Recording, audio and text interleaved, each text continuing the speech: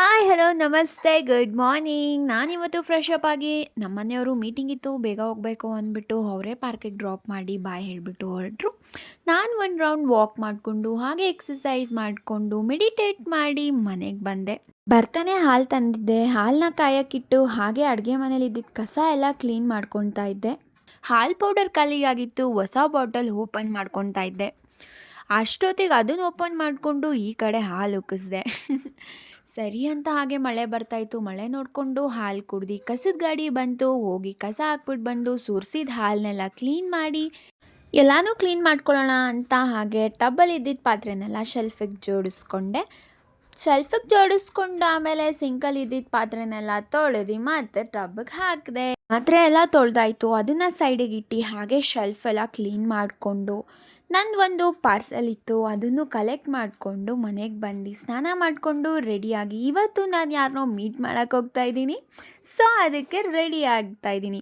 Full video ನೋಡಿ ನಿಮಗೆ ಗೊತ್ತಾಗುತ್ತೆ.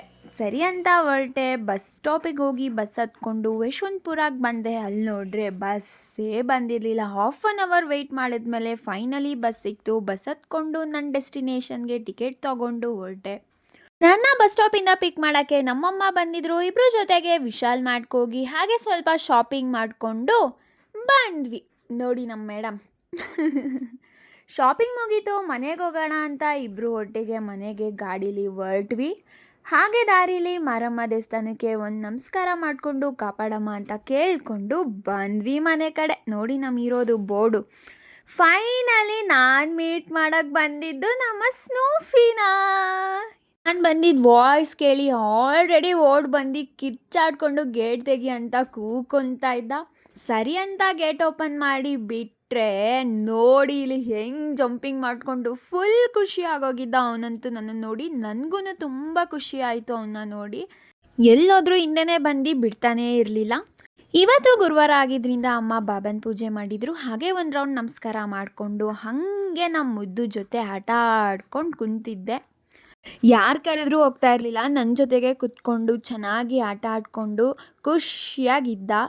ನಾನು ಅವನ ಜೊತೆ ಆಟ ಆಡಿಕೊಂಡು ಹಾಗೆ ವಿಡಿಯೋ ಮಾಡಿಕೊಂಡು ಟೈಮ್ ಸ್ಪೆಂಡ್ ಮಾಡಿದ್ವಿ. ಮತ್ತು ನಾನು ಬಂದಿದ್ದಕ್ಕೆ ನಮ್ಮಮ್ಮ ನನಗಿಷ್ಟ ಅಂತ ಮಶ್ರೂಮ್ ಪಲಾವ್ ಮಾಡಿದರು. ಅದ್ರ ಜೊತೆ ನೆಂಚ್ಕೊಳ್ಳೋಕ್ಕೆ ಮೊಸರು ಬಜ್ಜಿ ಕೂಡ ಮಾಡಿದರು.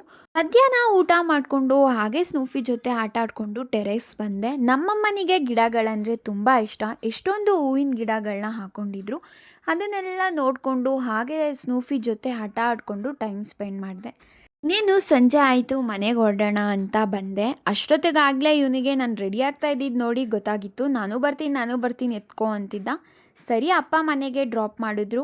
ಮನೆಗೆ ಬಂದು ಫ್ರೆಶ್ ಆಗಿ ತುಳಸಿ ಗಿಡಕ್ಕೆ ನೀರು ಹಾಕಿ ಹಾಗೆ ಲೈಟ್ ಹಾಕಿ ದೇವ್ರಿಗೆ ದೀಪ ಹಚ್ಬಿಟ್ಟು ಅಮ್ಮ ಒಂದಷ್ಟು ಐಟಮ್ಸ್ ಎಲ್ಲ ಕೊಟ್ಟಿದ್ರು. ಅದನ್ನೆಲ್ಲ ಎತ್ತಿಟ್ಕೊಂಡು ಡಿನ್ನರ್ಗೆ ರೆಡಿ ಮಾಡ್ಕೊಳ್ಳೋಣ ಅಂತ ಮಶ್ರೂಮ್ ಕೊಟ್ಟಿದ್ರು. ಇವತ್ತು ಮಶ್ರೂಮ್ ಗ್ರೇವಿ ಮಾಡೋಣ ಅಂತ ಮಶ್ರೂಮ್ ಗ್ರೇವಿ ರೆಡಿ ಮಾಡಿದೆ. ಅಷ್ಟೊತ್ತಿಗೆ ನಮ್ಮ ಮನೆಯವ್ರು ಬಂದರು.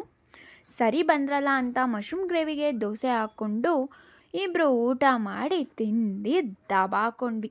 ಇದು ಇವತ್ತಿನ ನನ್ನ ದಿನ ಆಗಿತ್ತು. ನಾನಂತೂ ಇವತ್ತಿನ ದಿನ ತುಂಬಾ ಖುಷಿಯಾಗಿದ್ದೆ ನನ್ನ ಸ್ನೂಫಿ ನೋಡಿದ್ದಕ್ಕೆ.